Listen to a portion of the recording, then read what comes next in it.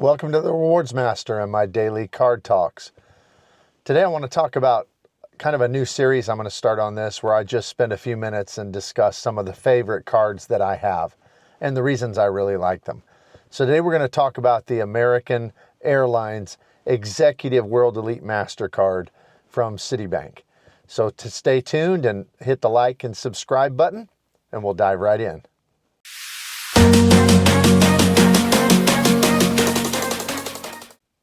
Now, the American Airlines Executive World Elite Mastercard issued by Citibank is kind of the premier card for American Airlines. And there's a lot of reasons to like it, and I suppose a lot of people would have a lot of reasons not to like it. There are pros and there are cons.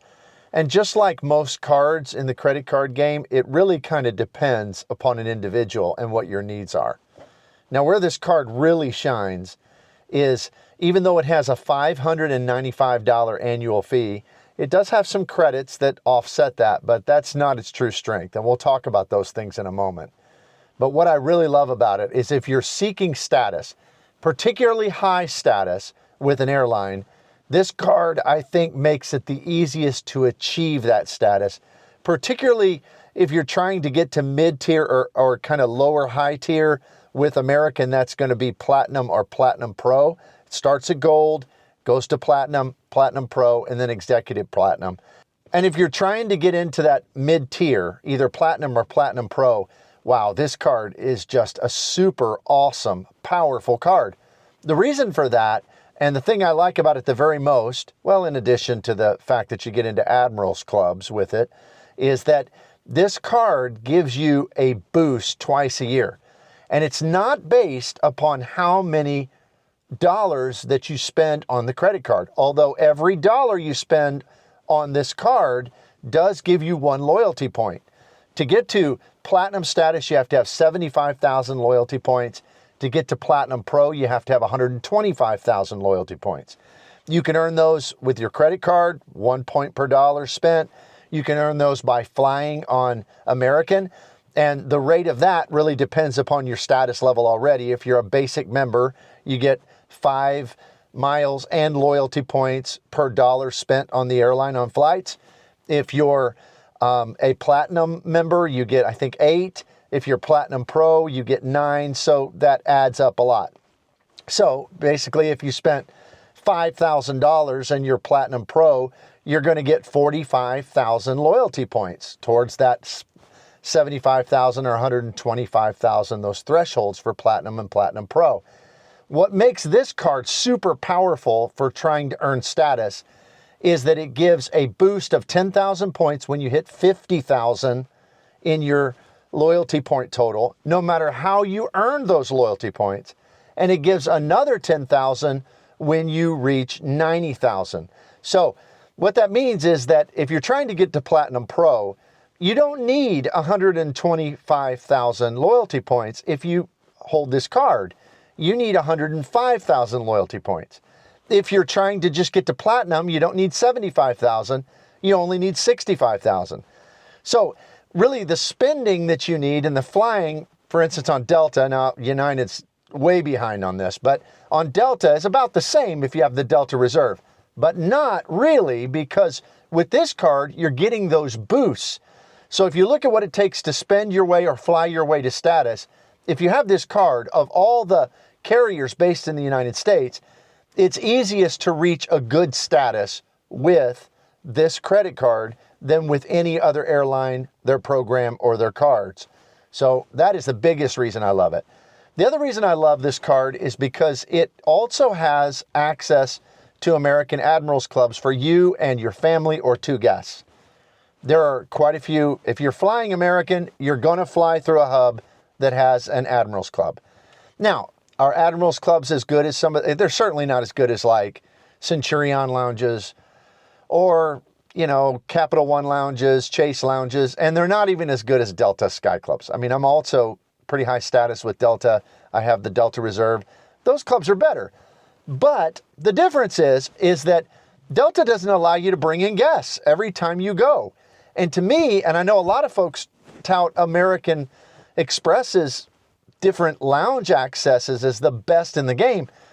But I like to take guests in, and I don't like to pay $50 to do it. And this card, I've never had to pay for a guest. And I fly with my spouse or with coworkers a lot. And I just get them all the time. Now, like I said, the lounges are adequate. Some of them are quite good. DFW, there's a couple really good ones. In Charlotte, there's a good one. But there are some that are a little less than good, but they're adequate. I mean, they get you out of the terminal. They get you into a comfortable place to work, a little something to eat, drink, stuff like that. So I love that aspect of the card. Now, it's $595 a year. The other thing that really I think is pretty good about it is its earnings. It gives you 4 miles per dollar on everything spent on American. So if you're like me and when you fly for work, you can just be reimbursed. I get lots and lots of points, miles, and also loyalty points from just spending on that card. So that's really good. American miles, if you don't know this, are the best of all the domestic carriers. They are really, really valuable. First of all, their awards within the United States are just cheaper than everybody, than Delta and then United and all of them. But their international flights, man, you can get some Qatar Q suites for like 42,000 points, which is just amazing. So you have to look for those. Sometimes they aren't based in the United States. You got to be flying like from Europe to Doha or Doha to the Southeast, as far as Asia. But regardless, they have some super sweet spots. So I value, and you can't transfer to American from any of the bank programs. So just having a card in a way to earn those super valuable miles at a pretty good rate's good. Now, basically it's 1 point per dollar on everything else. But you're using that to get to your status, not because you're trying to build miles. But really what's awesome is I've kind of been dumping all of my loyalty to different hotel chains, and I've been using the American Airlines hotel portal with this card. Because with this card, you get 10 points per dollar as far as redeemable miles on their hotel program. You also get that with rental cars if you rent through American. But what's really awesome is that hotel portal will give you super great rates and big boosts to your loyalty points and your miles. Like sometimes I booked a room for $200 and got 7,000 points and 7,000 loyalty points. It's pretty easy to buy your way just with paid stays that you got to take for work or whatever it may be to buy your way to a pretty good status with this card. Now, we said it has a $595 annual fee.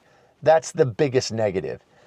And you really can't offset that completely. You kind of have to value the lounge access and the status boost and stuff like that to be able to justify full value. But there are some credits. There's one that's just a dog. I mean, I hate the Lyft credit because you got to take 3 Lyft rides a month before you even get the $10 a month. But if you could do that, you could get $120 a year back. You also get a Grubhub credit. I use that one pretty much every month. Just order takeout, $10 a month. That's $120 a year. And then you get one more, and it's just a once a year thing. If you rent with Avis, you get $120 credit off of that. So that's pretty good. So I think I've kind of lined out for you why this one's in my wallet. I intend to keep it there. I fly both them and Delta, but if I had to choose one or the other, I'd stick with this card because it's just easier for me to earn my status. And the card's really pretty decent. It's pretty good. Also, will give you just a little hint. I just recently got the Citi Rewards Plus card. I've been wanting to add that one to my wallet. And because I spend a lot on this card in my Citi Prestige, I think it made the application, because I've had quite a few credit pulls this year, but it made the application go through very smoothly. So that might be a little bit of a pro tip. If you want to get approved with Citi, you might just put some spend on their cards. I can't say that for sure, but it seemed to help me in that regard. So the American Airlines Executive World Elite Mastercard from Citibank. To me, it's definitely one of the best premier cards. The Delta Reserve card's very good also, but this one for sure beats the rest of the pack if you're trying to get a mid or higher tier status. So I hope it's helpful for you. Please hit the like and subscribe button below. And if you want to kind of figure out where you are in the travel card game, I've got a great video that talks about 5 different levels and where you could be going and what could be in store in your future. And if you want to check out that video, then click here to the video on the screen. Have a great day.